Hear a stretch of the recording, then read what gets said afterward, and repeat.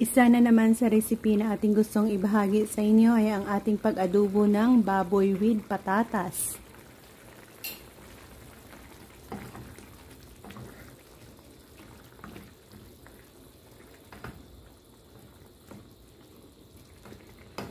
Yan, samahan nyo ako sa ating whole process kung paano natin ginawa at ano ang mga pampalasa na ating in-add-on dito.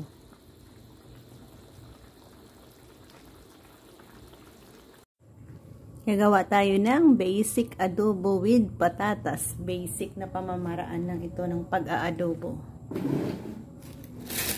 Sa baboy natin, lagyan natin ng cornstarch. Isang kutsarang cornstarch.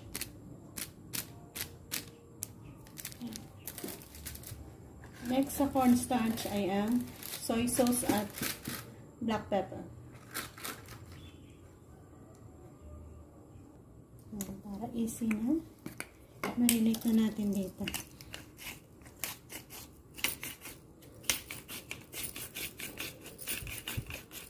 Ito ay black pepper.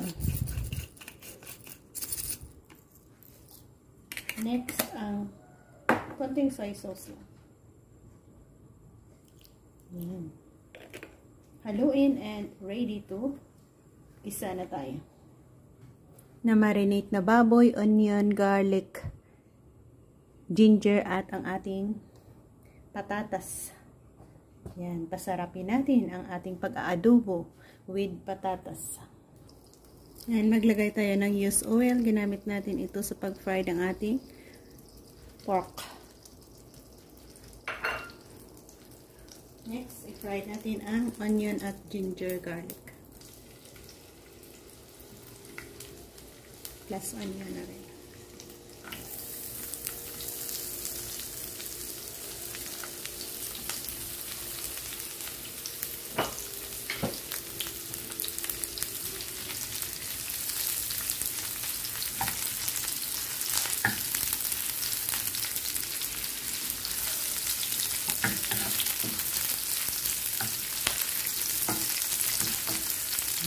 Pwede na natin i-add ang ating karne ng baboy dyan sa kabilang pan.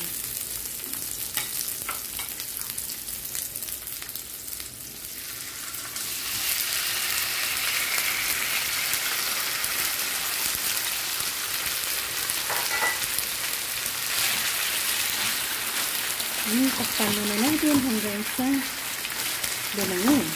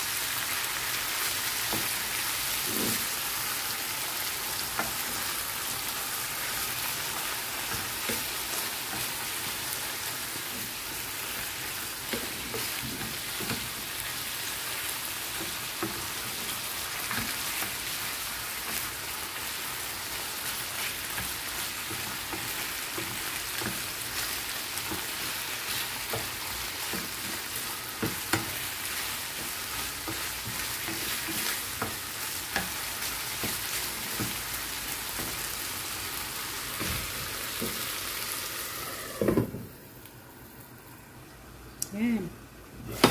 Open, lagyan ng isang kutsarang sugar.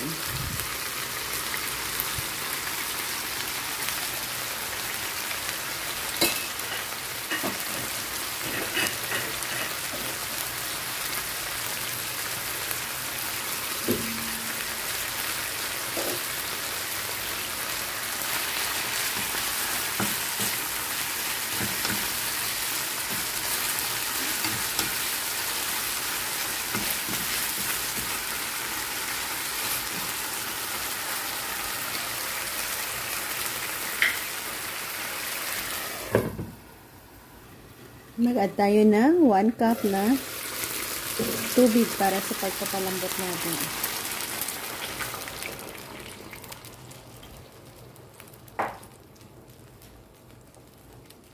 Palambutin natin dyan. So, dagdagan natin ng soy sauce.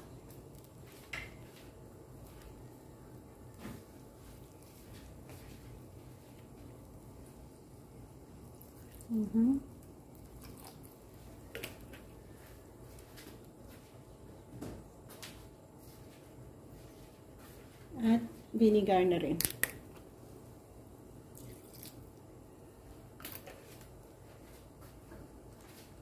Cover and hayaan nating lumambot dyan. Hanggang sa lumambot. Ayan. Check out natin. Ayan, ipalambot na rin natin. Lagay natin ang ating malambot na. Ang ating patatas.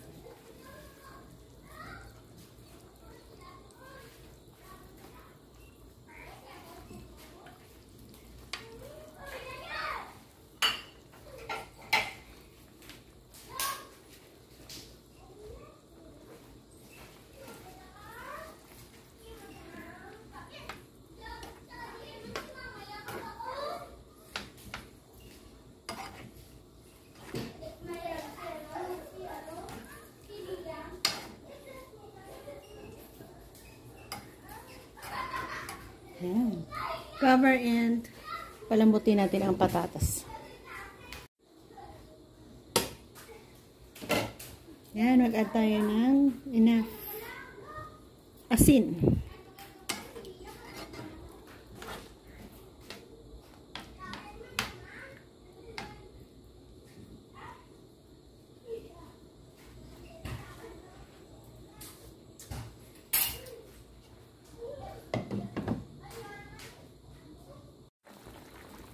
At dito na tayo mag-add. Napalambot na natin ang ating patatas. Malambot na rin ang ating karne ng baboy. At ito ang ating gusto. Ang mayroong sabaw na yan. Pwede nating ihalo sa ating kanin. So, thank you again guys for joining me sa ating pagluluto ng ating adobong baboy with patatas na ito. So, God bless and happy eating.